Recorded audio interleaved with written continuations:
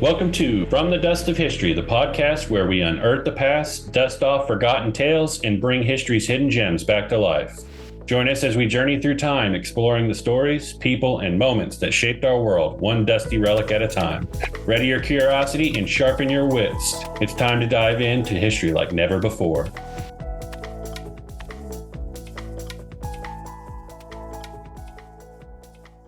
Greetings, everyone, and welcome to From the Dust of History, a production of the Biblical History Center. I'm your host, Ben Stevens. Co-hosting today, we'll have Emily Pritchett, and we have a couple really awesome guests here lined up today. We have Brian Hicks and Levi Sherman. Today, we're going to be talking about Roman reenactment in regards to the reenactors themselves. We have a couple experts here to talk about that. Brian was one of our Roman reenactors that comes down on Roman Army Day, and so we're going to be talking to him in depth about his role with all of that. And Levi is also going to be giving a presentation this May. So without further ado, thank you both for being here, Brian and Levi. We really appreciate you taking the time out of your schedule to link up with us and give the folks at home a preview of what is in store. But we can go ahead and begin. Brian, again, thank you so much for being here today. How are you doing? I'm doing well. Thank you, sir. Appreciate it. Awesome. Go ahead and I guess the first question we would have for you is, who are you? What do you do? Well, some of my friends would say I'm a man of luxury these days since, fortunately, I have retired early, twice, actually. The way this ties into what we're talking about here, reenacting, is first I retired out of the Marine Corps, having done 21 years in the infantry. Well, thank you for your service. Thank you. Yeah. I think that is where I got my love. Well, I know that's where I got my love of military to begin with. And the way I was raised, my dad always took us to a lot of the historic sites. Of course, here in America, it's mostly national battlefields from the American Civil War. I am a native of Tennessee, so that got my military history inculcated in me when I was very young. When I knew I was about to retire out of the Marine Corps, I knew I wanted to reenact for two main reasons. Number one, to maintain that military type lifestyle, even if it's during reenactments. And number two, to pursue my love of military history. So when I retired out of the Marine Corps, I started reenacting initially American Civil War, which is, of course, very popular here in the States. We joke about being unambiguous cross-dressers because we did both Federal and Confederate, whatever the historic setting required of us. One thing that I got into very early on was what they call the authentic end of reenacting, and that we have always sought to get everything as historically correct as possible. No polyesters, we didn't take shortcuts. We tried to do it right. I did that for 15 years until the end of the 150th anniversary cycle. And a bunch of the fellas I was doing Civil War with started doing World War I. They were actually doing, we do Gordon Highlanders, a Scottish regiment. So I've been doing that for the last 7 or 8 years. And a friend of mine that I had done Civil War with, out of the blue one day said, "Hey, we've got a group and we're going to do Roman reenacting." And of course, here in the States, Roman reenacting is not something you hear of. There's no history of Romans, obviously, here in America. So that piqued my interest, and that is how I got into doing Roman reenacting. One of the gentlemen who used to coordinate for the Roman Day there at the Bible History Center, Rusty, met him at some reenactments, and he invited me down to the Bible History Center a few years ago. And that's how I got involved in the Roman Day. The one thing we really enjoy about coming down there to LaGrange is your setting. It's rare. You've got the pavilion for the shepherds. You've got the infrastructure, the little village buildings there. Everything is just a perfect setting for us. So it's a rare opportunity for us who do Roman living history to come down there. There are a few other small sites that offer something similar. Levi has had us involved there where he is with the Creation Museum. They've got it set up very nice where we do events up there on occasion. Coming back around, that is why I got involved in Roman reenactment, what has led me to here. Well, we certainly appreciate your service and your service in the military as well as your service to us, right? Here at the Biblical History Center, we greatly appreciate it. I know you're going to have a whole team coming forward, which is, you said something that was kind of shocking to me, that we don't have a lot of Roman living history reenactors in the United States. How exclusive would you say your group is? Well, when I first got involved, I knew of 3 other Roman reenacting groups, and now all 3 of them are not active. Okay. And I think they had been going strong for a number of years. There's a group out of Texas, a group out of the Chicago area, and another group out of the Carolina coastal areas. And I believe the reason they're no longer active is most of their members have just aged out. Life has gotten in the way of their hobbies. A lot of them have just gotten older and no longer want to go out and do this kind of stuff. Right now, our group, in an event in October, a military timeline type event, we draw about 22 or 23 people as our largest event. I think we're going to have approximately 10, maybe 12 at most down there in LaGrange. A lot of our members are in the Midwest, Ohio, Indiana, Illinois, Maryland, Pennsylvania area. There are a handful of us here in the South, 2 of us here in Middle Tennessee, another 2 or 3 down in Georgia, and a few on the east side of Georgia and in the Carolinas. And that is from this group that we'll see most of our people coming down to LaGrange. But Roman reenacted groups, there aren't that many. When you get into some other ancient or historic periods like the Renaissance period or Middle Age period, they have the benefit there from the Society of Creative Anachronisms, the SCA for medieval groups, of course, Renaissance fairs for people who want to do the Renaissance setting, but there's just not that many Romans. There are even fewer who do Greek hoplites. Used to be the Greeks. The Greeks are growing pretty big. The reenacting for these smaller time period stuff that isn't, say, American Revolution or American Civil War here in the States tends to be somewhat cyclical. And it's largely personnel. In many ways, it's partially driven by personality. It's partially driven by social media presence.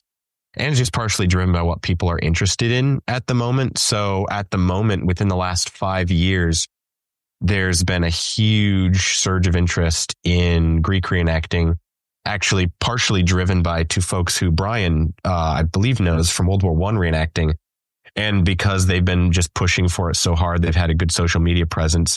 It's gotten a ton of people. We're going to have 40 people at 40 hoplites at an event up in Fort Loudon, Pennsylvania. Wow. And that just didn't exist in the States 5 years ago. And it probably won't exist in 10 years because they'll be doing other stuff. The kind of people who get into reenacting tend to enjoy doing more than one period, like both Brian and I do. So, I used to do Civil War as well. And now I'm very much into Roman stuff. And, maybe in 5 years, we'll be a little bit more focused on a different time period. That's just kind of how it works. There's not a professional infrastructure here either, like there is, say, in Europe, where there are as many financial incentives for reenactors. So it does tend to be whatever people are interested in at the moment. That was Levi Sherman talking. Again, welcome, Levi. Thanks again. Let's kind of delve into that, your interests with the Roman military, and also what got you into this. Went out for a second, but what got me into it? So my story is somewhat similar to Brian's, except I started reenacting a lot earlier in life. I did my first reenactment, I think it was in 2008. I was 14 years old. It was the 145th anniversary of Chickamauga. I grew up in Georgia.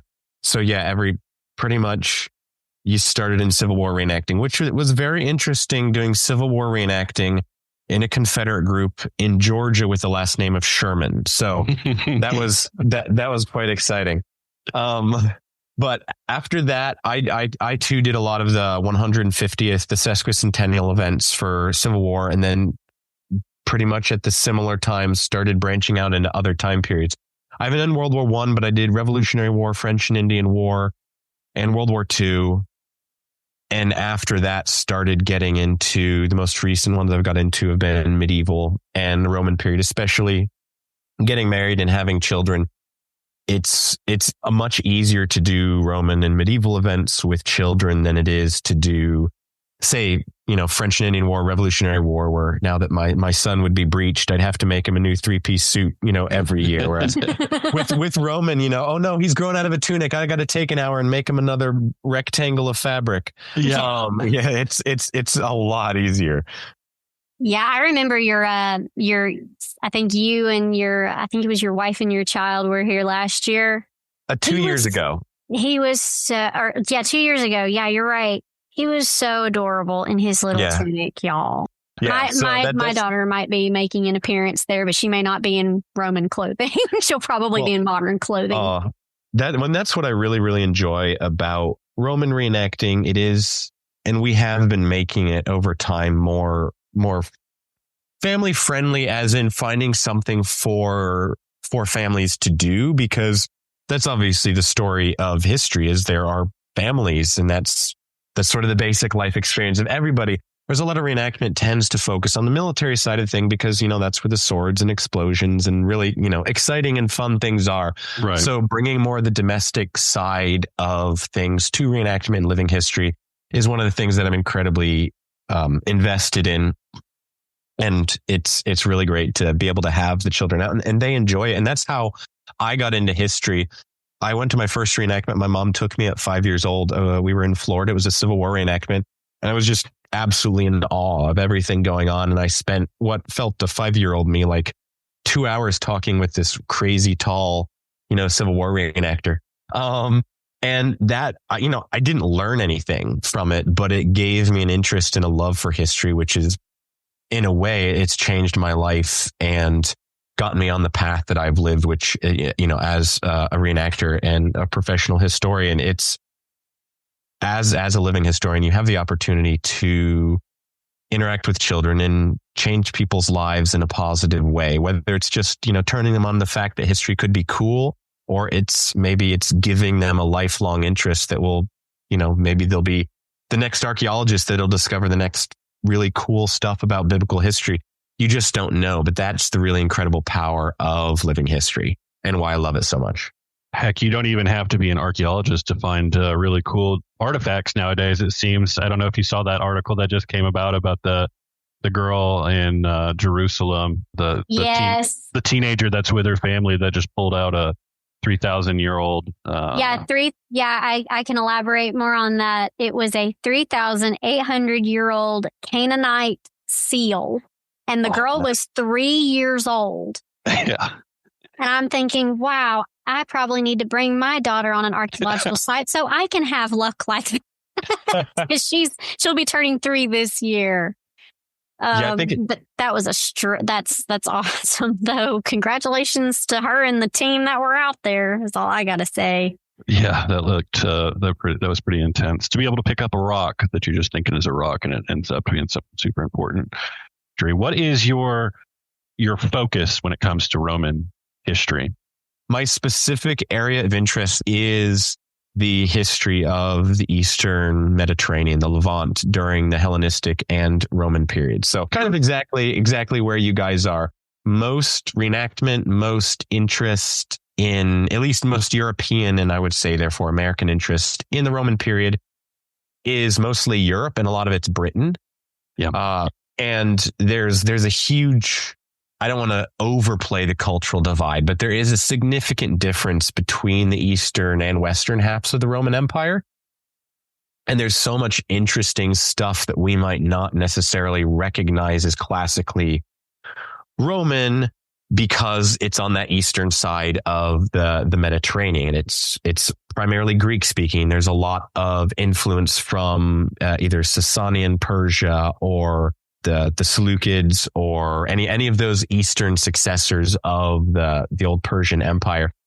And even in the story of Judea in the Bible, when you're reading through the New Testament, stuff like that, you don't realize necessarily the political background that's leading into the stuff we read. Like when you're talking about, well, why was Herod so worried about the fact that the wise men came? Well, the Magi were Parthian, nobility, but they were Parthian priests. And the Judea was basically a buffer state between Rome, the Roman holdings in the area, and the Seleucids.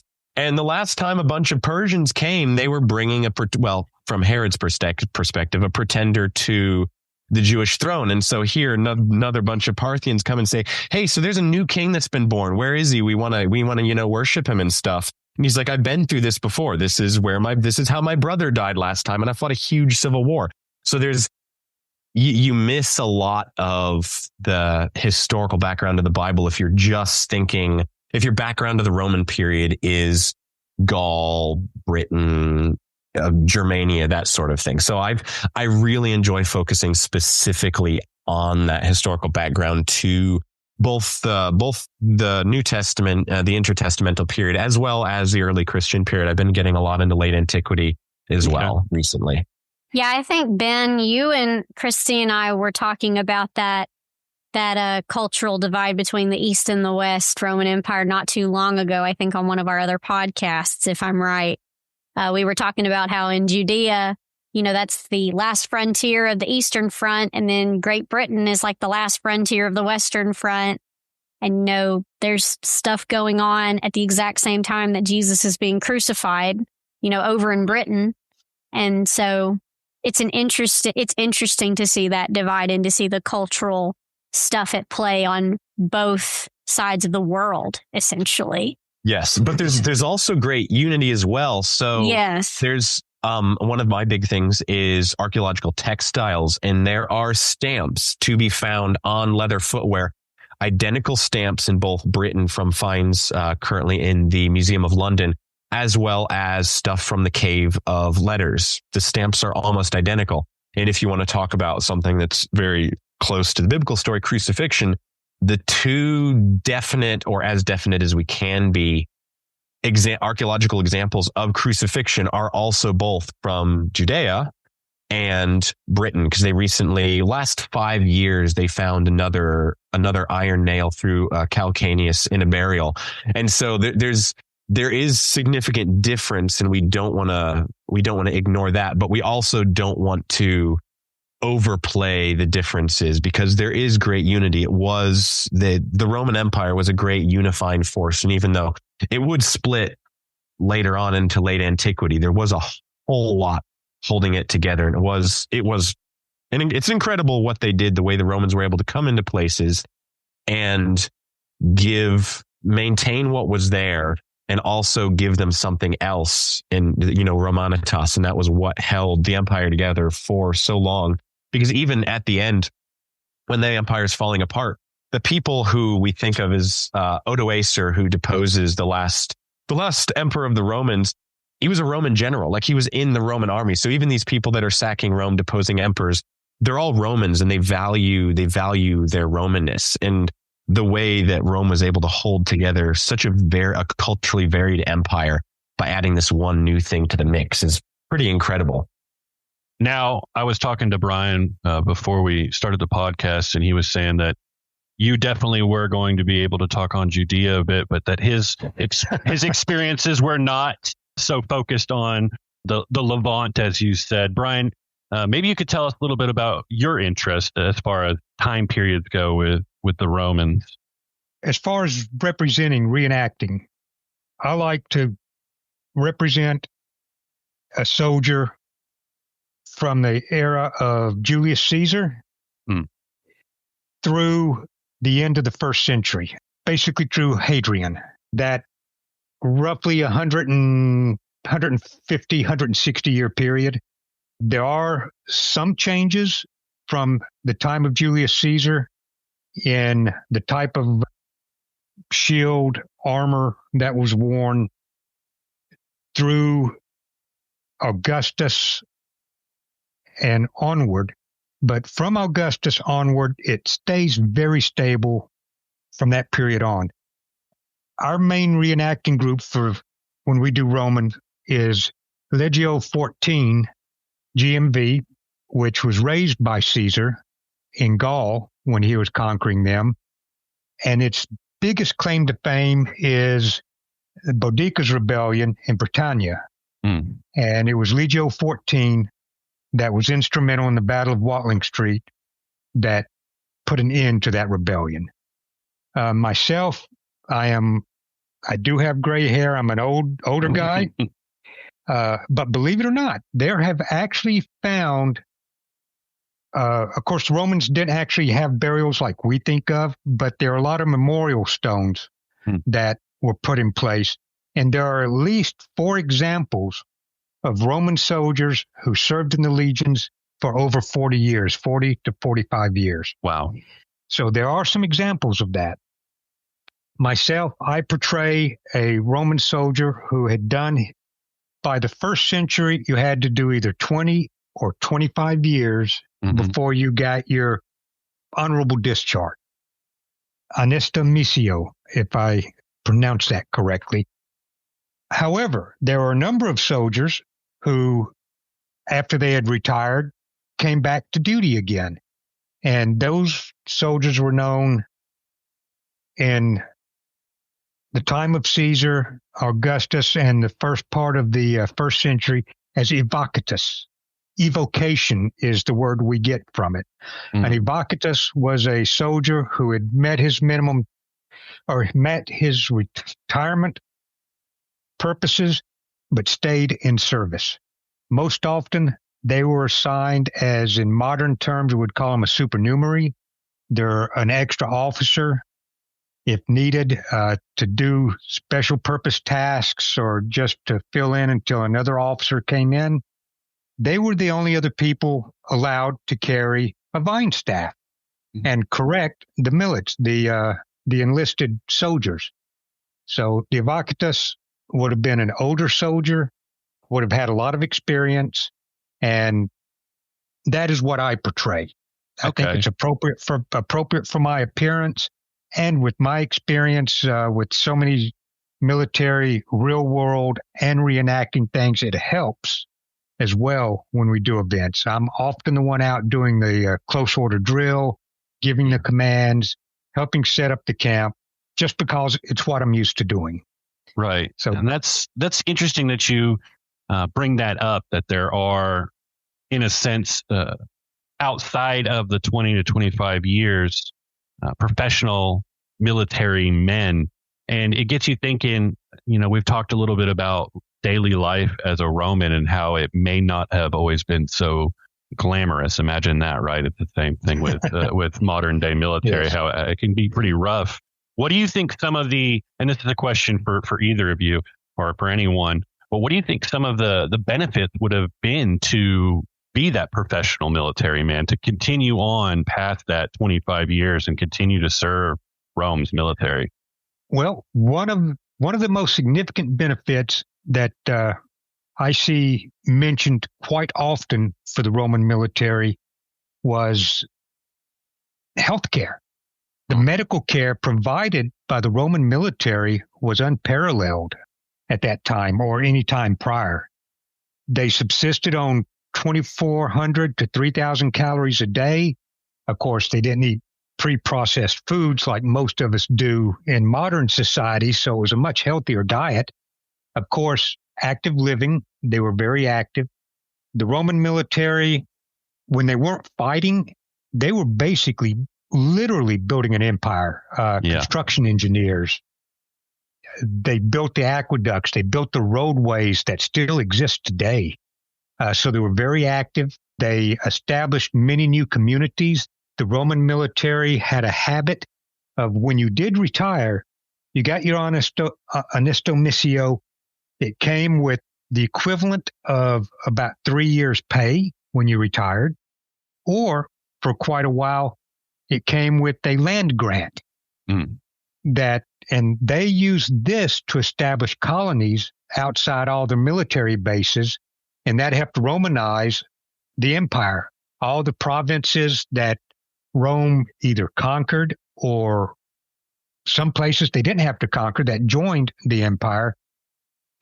This is how they colonized it and got the Roman societies going, because the soldiers, when they retired, a lot of them stayed there where they retired out of. And that helped colonize Rome. It helped, I won't say civilize the world, but it Romanized the world where Rome established their military camps. They also, the unique thing Roman military did is if you had a trained skill, let's say you're a leather worker or a metalsmith, if you knew how to tan hides, or if you were a stonemason, once you got to your military unit, you became an immunist. You were immune to a lot of the small menial tasks. You weren't out digging the ditches. You weren't out cutting the timber. You actually went to a workshop and did what your skills provided until it came time for the fight. When it came time for the fight, or it came time for the training for the fight, you did have to do that. But you didn't have to do guard duty. You didn't have to carry water from the wells or the river. So you were an immunist and you worked in your skill. So soldiers who had training or had particular skills, for them, it perpetuated their employment. It perpetuated their skills.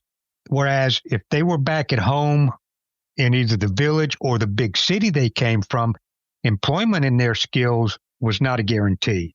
They had to fight like everybody else for the few jobs that required their skills. While in the military, they had that guaranteed and they could continue to develop their skills.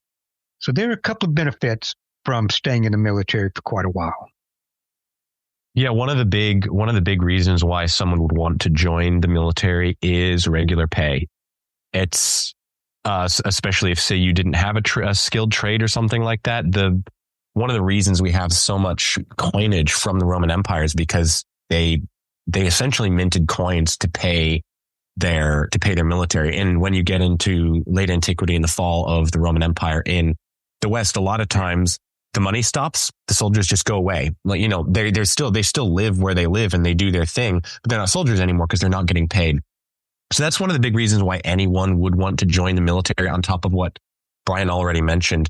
But one of the big things that a lot of people don't focus on is the difference between legionaries and auxiliaries, whether or not you are a citizen or you are not a citizen. So the legions were primarily made up of citizen soldiers.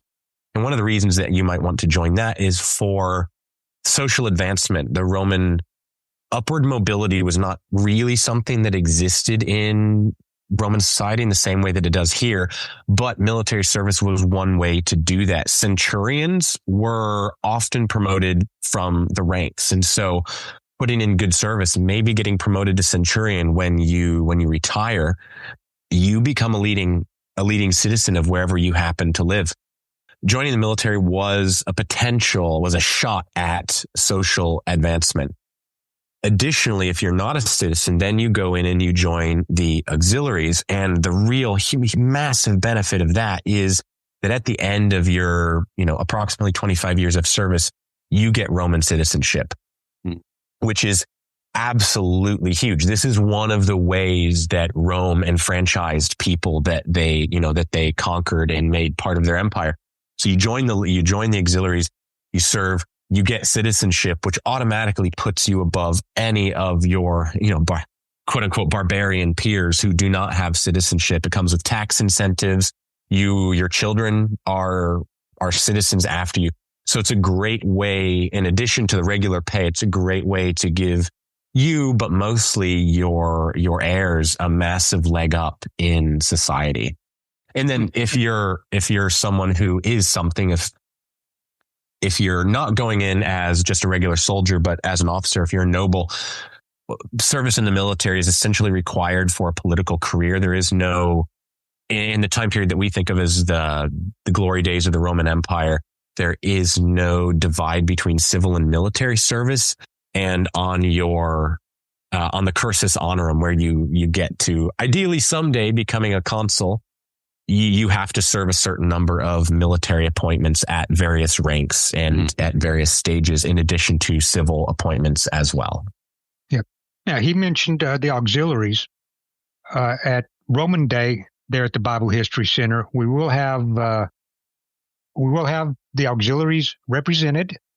And at first look, it's kind of hard to distinguish them from a regular Roman soldier because they were armed and equipped almost exactly the same. However, most auxiliaries did retain some of their native appearances, like facial hair. Facial hair was not popular unless the emperor had a beard. And during the first century, even the emperors who had the beards, it was usually very close cut. Whereas a lot of the auxiliaries that were coming in, if they were Germanic, Brittonic, Gaulish, Hispanicus, Spanish, they might have a full beard. The other thing is, they, instead of wearing the Roman tunic, which for our period that we represent is a sleeveless tunic, they would wear usually long sleeves and gasp pants, trousers. Trousers were considered as a uncivilized piece of clothing. And so if you did see a Roman soldier wearing pants or long sleeves, there's a very good chance that is an auxiliary, or if you had a full beard, it's an auxiliary. Beyond that, it's very difficult to identify what's an auxiliary from what is a Roman soldier based solely on their armor, their helmet, or the type of shield that they carry, because they were outfitted almost always the same. There are some differences, but a lot of times they were the same. Actually, no, it's long sleeves that were girly. Sorry. Yeah, a legion, when you think of a legion, you think of the Roman soldiers, the Roman citizen soldier, but a legion, you usually had just as many auxiliaries on the field as there were citizen soldiers, Roman citizens. So would there be a priority there in terms of campaigning, right? We often see, specifically in medieval histories, kind of using mercenary or a non-citizen force instead of the citizens, and putting kind of the citizens in the back, giving the auxiliary a priority at the front line. There are a couple of things unique to the auxiliaries that the regular Roman legions did not provide. Very few Roman legionnaires were used as what we would think of as skirmishers, as bowmen with the bows. Almost all cavalry, mounted troops, were auxiliary. They usually had a Roman citizen from the equestrian ranks. From the equestrian ranks, they're not senatorial rank, but they're not the commoners. They're more wealthy. And they would provide their own horses. They would be the officers in charge of cavalry, but almost all cavalry in the Roman military were auxiliaries. Spearmen, slingers, people who use slings, and bowmen were all almost universally auxiliary. The Roman military, citizen military, we would classify in modern terms as heavy infantry. And that was predominantly the citizen soldiers, the Roman legionnaire, not the auxiliaries. Now, on the frontiers, you would probably find mostly auxiliaries manning all the frontier posts, like along what we call the line, the separation between the provinces and Germania. That's not part of the provinces, beyond Dacia, modern-day Romania, going further east. Along those lines, that would be manned almost entirely by auxiliaries, with a very small contingent of regular Roman legionnaires mixed in with them. Hopefully that answers the question I believe you had on where would you find the auxiliaries versus where would you find the Legionnaires? Another big thing about auxiliaries is the level of organization and control. With the legions. You have the Legion, which is approximately, what is it, about 6,000, Brian? Yeah. Depending on what time period. That's that's kind of the highest tactical or strategic unit that you have for the Legionaries. Whereas at the highest that auxiliaries go is the cohort level. And so you aren't able to, there isn't a lot of indication that auxiliaries are training together in larger groups than cohorts, whereas legionaries routinely do. So that's one way in which you would use them differently. There's also, Brian talked about how you have your specific specialist units. You would also have mixed cohorts. I think what is the cohorts equitate, I think is what it was, but they would be mixed auxiliaries they would be mixed infantry and cavalry working together and used to working together, which is a very, very useful thing to have. Actually, Adrian Goldsworthy does a really, really great job. He has a really good lecture. It's on YouTube, on his YouTube channel, about the differences between auxiliaries and legionaries and how auxiliaries work. And speaking for the purposes of the Biblical History Center and New Testament history, auxiliaries are really important because those are, in particular, the soldiers that we see Christ interacting with during his time on earth.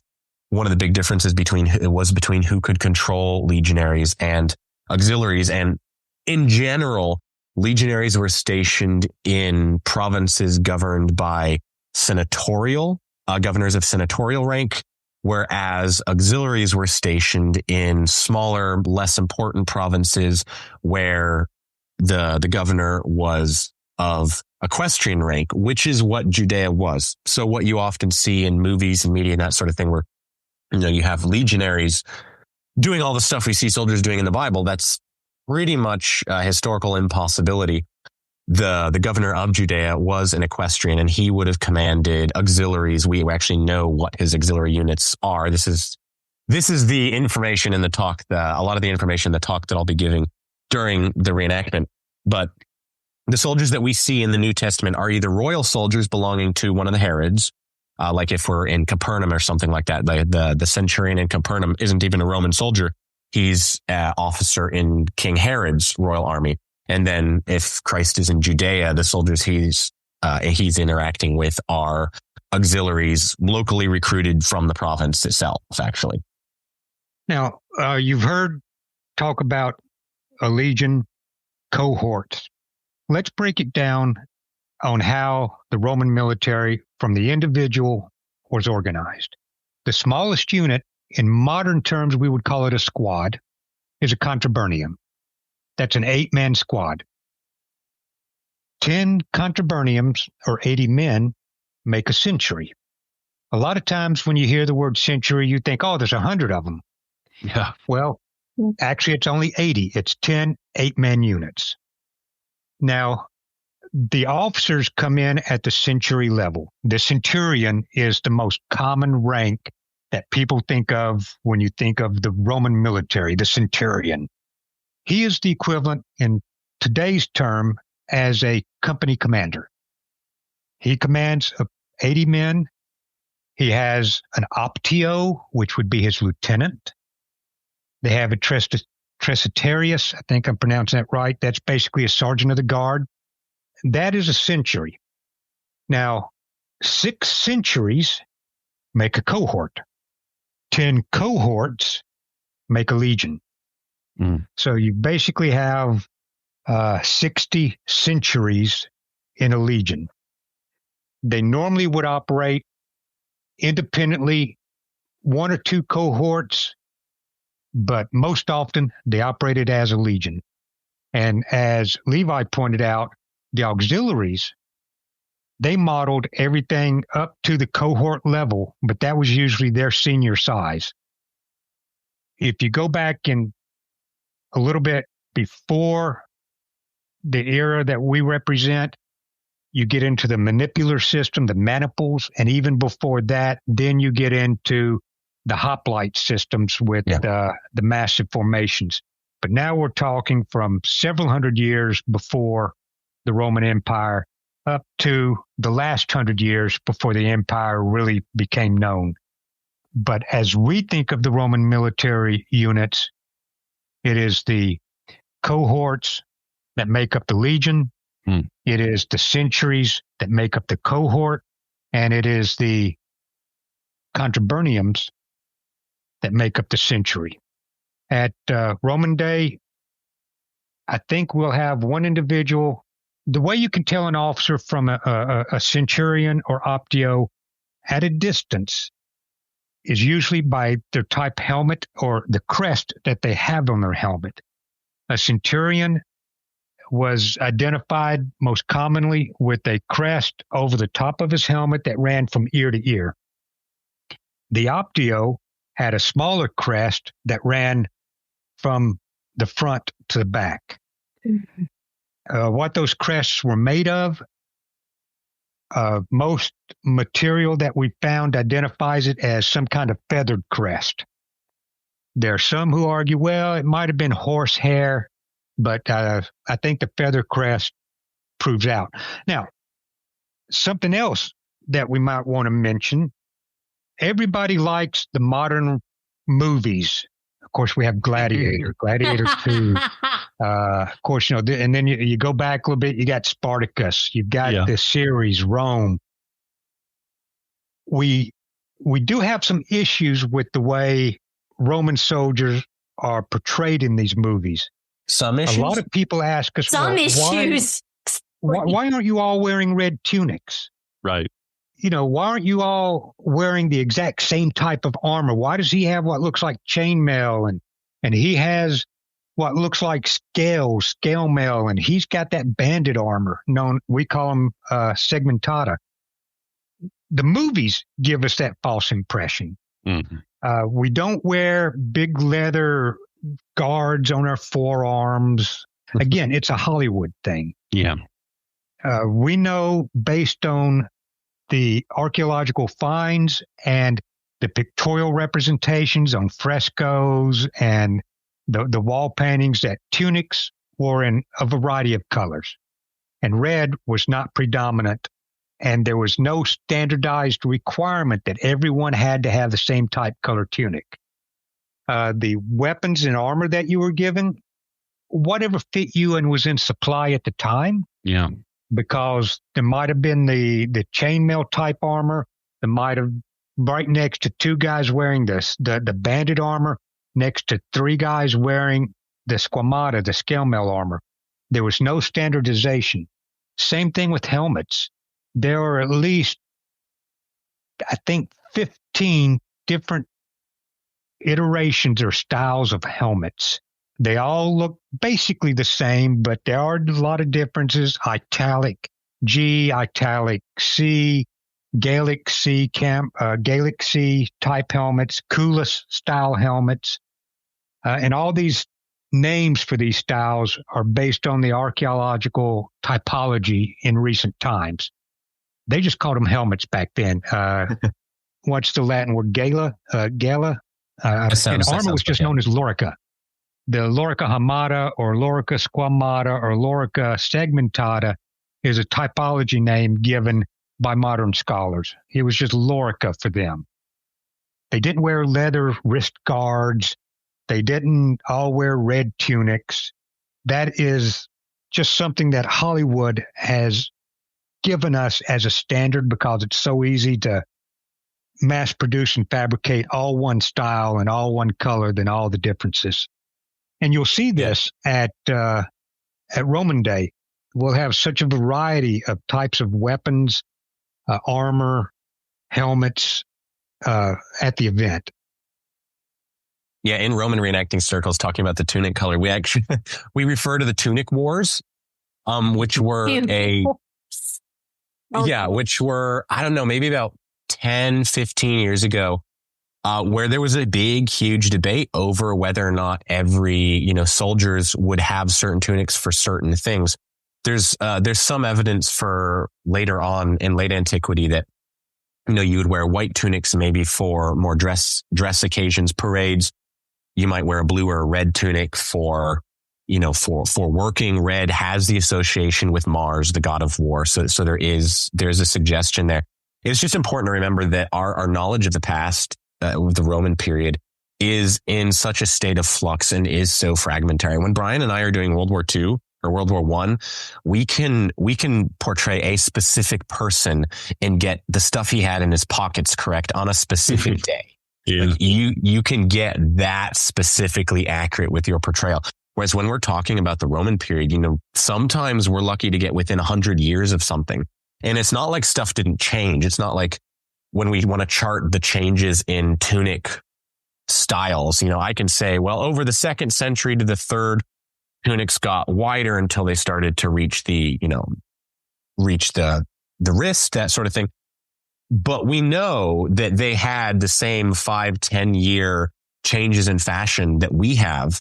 We just don't know what they were. So we really have to be careful not to say this is definitively the way it was, but rather to say this is our best understanding currently of the way things were within 50 to 100 years of this thing. And even if we're talking about the way the Romans did it, or the way the Roman military functioned, we're talking about something that lasted for, in its classic form, basically 1,000 years. And the Romans were very adaptable and did what worked. And so they changed the way their military operated, the way they equipped them. They basically reinvented themselves depending on what challenge they were facing. So you really do have to be very specific with the exact period that you're talking about, and then try to talk about the way the Roman military or the Roman state functioned in that time. For the Romans were great assimilators. They found something in another culture they encountered, and if they liked it, they took it on themselves. They even did that with some of their gods. Some of the Roman gods were brought in from other cultures and became institutionalized in their pantheon. Chainmail, the chainmail type armor. We believe they encountered that when they started expanding on the Roman Peninsula and started meeting mostly the Gauls, modern day France or Hispaniosis, Spain. The scale mail, they encountered that when they expanded eastward on the eastern side of the Mediterranean. The only true armor that we cannot say, oh, they got that idea from this culture, is the banded armor, what we call segmentata. They seem to have developed that on their own. We're not sure. We even see a change in their blades based on who they encounter throughout their expansion. Initially, they used ancient Greek type swords. What are they called? The curved ones are the copis. Then when they encountered the long, what we would think of as a medieval long sword, the Hispaniosis gladius, they encountered that in Gaul and in Spain, and they went to it. So they were great assimilators. They adopted a lot from the cultures that they went to. Of course, they brought a lot of culture with them. The aqueducts, heated floors, public toilets, running water. They brought stuff with them. We often joke. There's the scene in Monty Python's The Life of Brian. I love that what scene. What have Romans ever done for you? Yes. And there's that whole thing there about what Rome brought. So not only did they get a lot from other cultures, they gave a lot as well when they expanded.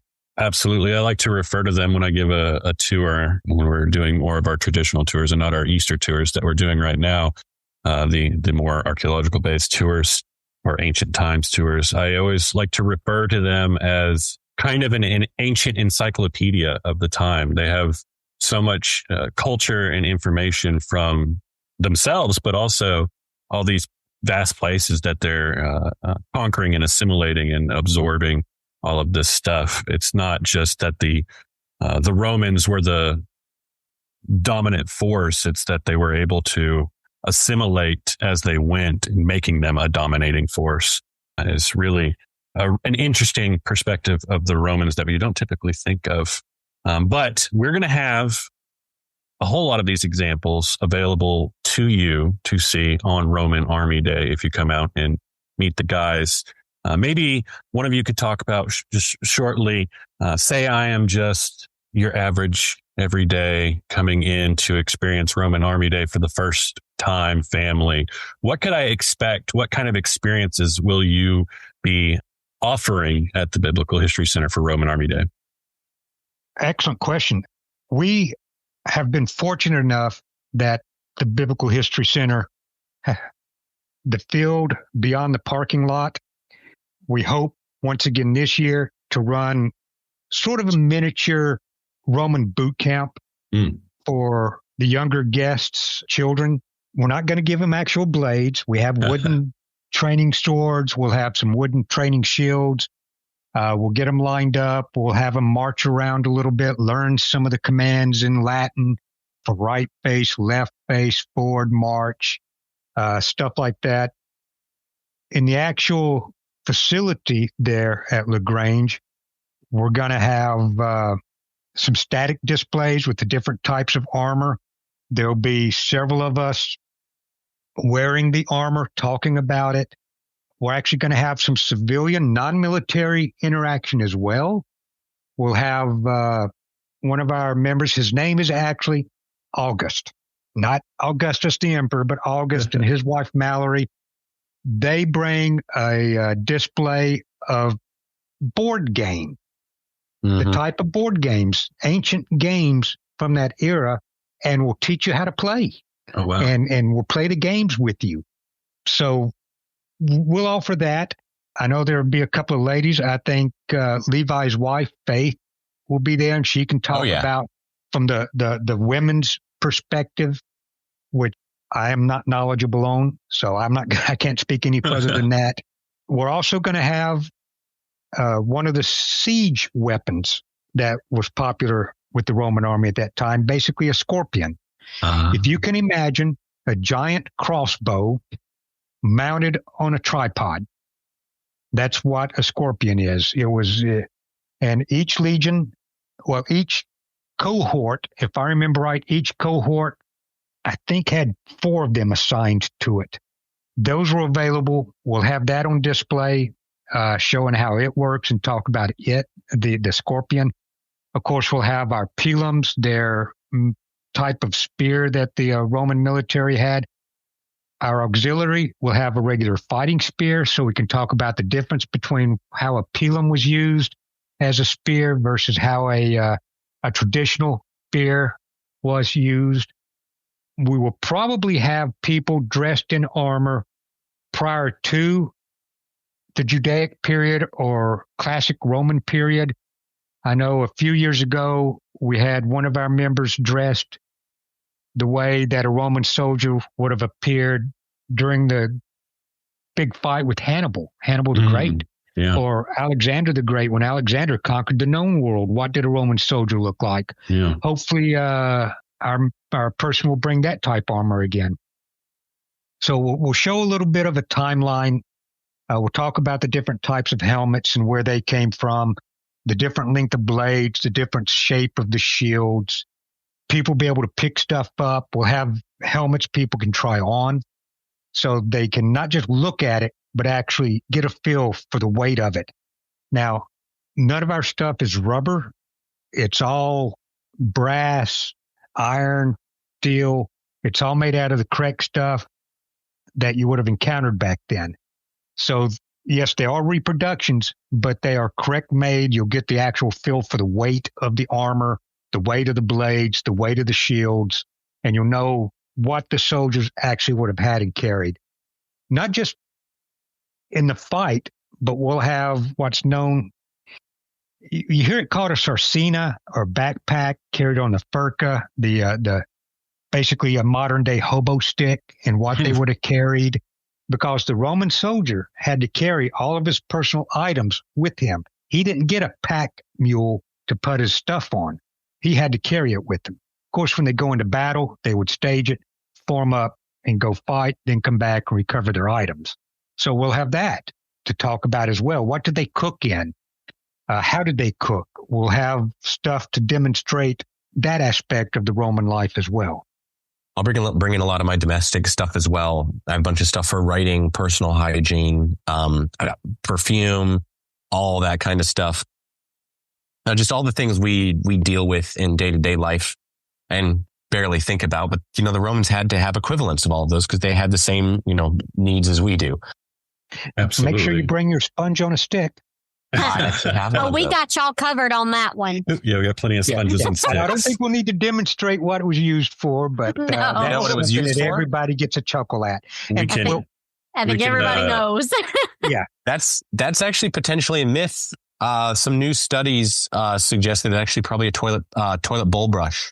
It was actually for cleaning out the latrines rather than not for cleaning out yourself. themselves. No, they probably used the same, piece of pottery or flat stones that we know the Greeks used. We even know the Romans used, and they find a lot of that kind of broken pottery and stones in drains of latrines and that sort of thing. I'll bring the stuff. I've got all that fun stuff to talk about.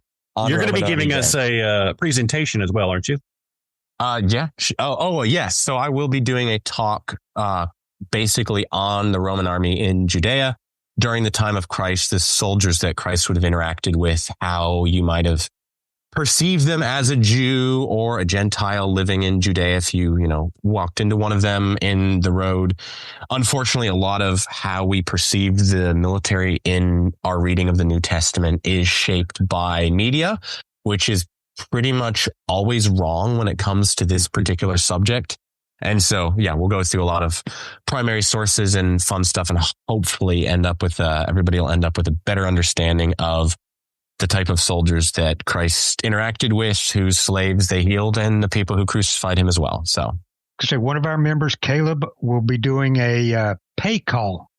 Basically, he's a numismatic coin collector of the ancient period. And he'll have quite a bit of coins to display. I mean, original coins as well as reproduction. But we'll do a pay call as one presentation, talking about how the munus might be a duplicatus. In other words, he's getting double pay what a regular soldier was because of his skill. Or he'll do a pay call presentation. We'll also do a lineup of soldiers specifically to identify the differences between the types of armor, the helmets, the weapons. We'll go down the line and describe all of that for everyone as well as another presentation. We will be giving some presentations. We'll have the military boot camp for the kids up in the field, hopefully. We'll have our displays on the inside of the grounds. Levi will give his presentation. We'll do the pay call. We'll do the lineup and description of the arms and armament. So, for people coming in, they're not just going to have to walk around and look at something and read a placard. I know y'all have always been very good there at the Bible History Center with hands-on, which is great. Hopefully we'll have the animals there again. We will. They are coming back. The animals are coming back. And for people who've never been to the Bible History Center, know you all for the programs with the meals. And I haven't been able to partake in that yet, but I hear great things about it. And I know that y'all also, because it's archaeologically, originally archaeologically based, you have the sand area out there that y'all doing programs as well. So, and for people who aren't familiar, they have programs where they teach I assume it's school-age kids. Yes, it's school-age kids, regardless of what type of school, whether it's homeschool, public, or private. Mm-hmm. Excellent. So, there's a lot to be found there at Roman Day. One of the reasons you, as the listener, should come is on this weekend as opposed to any of the other amazing weekends in the year when you go to the Biblical History Center, is because living history is about you, the guest. Unlike a static display or even the talks that we'll be giving, where what the person wants to share with you is what you get to ask about whatever piques your interest. And it's, the interpretation is tailored to you. You get to talk with the museum exhibit, with people who do this history stuff, basically spend all their all their waking hours obsessing about this, this hobby and stuff like that. It is tailored around you, and it is a unique experience to see things in context. You're not just looking at an original, say an original lamp in a museum exhibit, but you get to see it, filled with oil and lit. People, all these things are being used in their historical context, which brings history to life in a way that basically nothing else can. So if you can make it, please definitely come and see us, because it's a really incredible opportunity. So in ancient Rome, I know that the family was highly valued, and the mater, the mother of the house, was highly valued. And we in our society value our mothers. And so that Saturday is actually the day before Mother's Day. We will have a florist there selling some flowers. We'll also have a jeweler there selling some jewelry. So bring your mom and honor her, and say, nothing says I love you than thinking about the Roman Empire and how these soldiers were probably taught how to respect their mother as well. Yep. They ultimately feared their father, but they better respect their mother overall, right? Yeah. Some things in history don't change. Yeah. The patria familia, he did rule the house. He did rule the house. He but did. The mother, that's a whole different presentation on women's rights at the time. Yeah. For the time. Yeah. Yeah. Absolutely. But I think that is just about going to wrap us up. So thank you all for joining us today. From the Dust of History is a production of the Biblical History Center in LaGrange, Georgia. We want to extend our heartfelt thanks to our donors and supporters. Your generosity makes all of this possible. We wouldn't be able to do what we do without you, and we truly appreciate you. Again, be sure to make sure that you're marking your calendars for May 10th. This is when the guys are going to be coming out for Roman Army Days. As we explained, they did a great job explaining everything that was going to be going on out here for Roman Army Day, again, May 10th.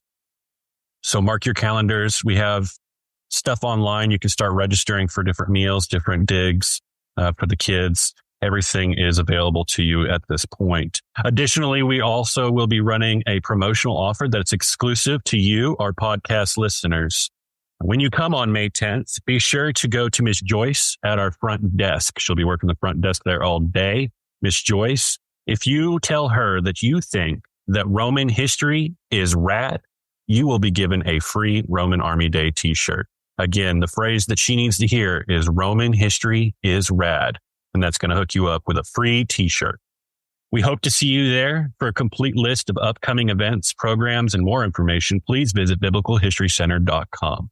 That's biblicalhistorycenter.com. This is From the Dust of History signing out. Stay safe and have a great day.